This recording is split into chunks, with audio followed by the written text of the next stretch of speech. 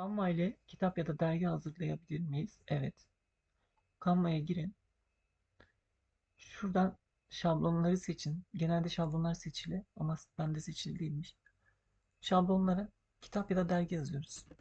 Dergi yazıyorum. Dergi şablonlarına bakıyorum. Bakın, görselin üstüne geldiğimizde kaç sayfadan oluştuğunu görebiliyorsunuz. Çok sayfalı olanı tercih edersek daha çok e, fikir sahibi olabiliriz. Mesela 18 sayfalık var. Bu moda dergisine benziyor. Bunu seçelim. Burada zaten klasik Word gibi bu fotoğrafı silip değiştirebilirsiniz ya da küçültebilirsiniz. Bir şeyler ekleyebilirsiniz. Buradaki yazıları değiştirebilirsiniz. Tavsiyem, bu işe başlamadan önce bir alan belirleyin.